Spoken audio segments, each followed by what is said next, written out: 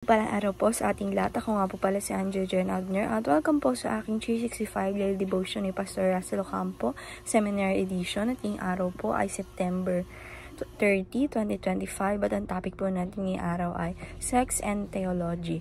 Bakit nilikha ng Diyos ang sex? And yung scripture po natin ngayong araw is Genesis chapter 1 verse 28.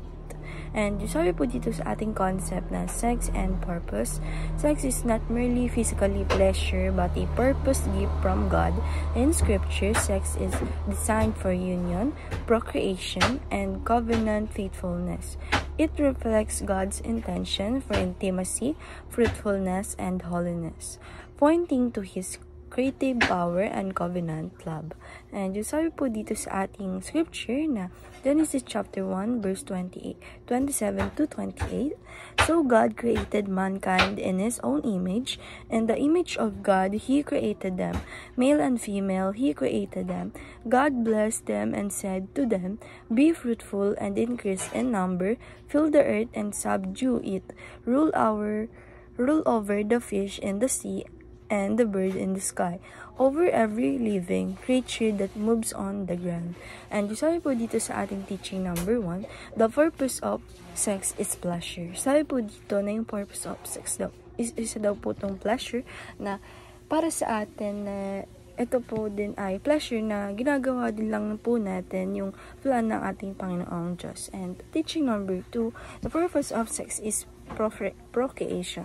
Sabi nga po dito sa ating scripture na sabi po ng ating Panginoon Diyos na be fruitful and increase in number, fill the earth, and sabi po dito na i-rule over natin yung mga fish sa dagat, mas rumami tayo, mas rumami yung mga tao, male and female, and birds in the sky, or over everything in creature and grounds. And teaching number 3, purpose of sex is praise. Sabi po dito na yung purpose of sex ito po is praise, na pinapraise natin ng ating Panginoong Diyos na kailangan nagdadasal din tayo before and after daw.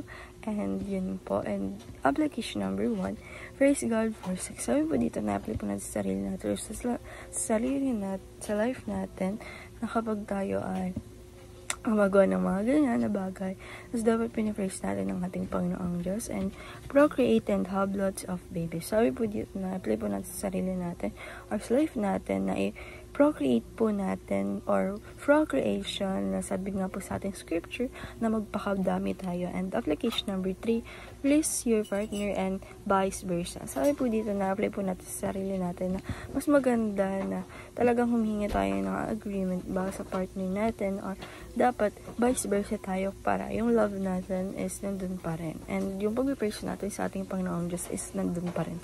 And dahil lang po ngayong araw, maraming salamat. God bless.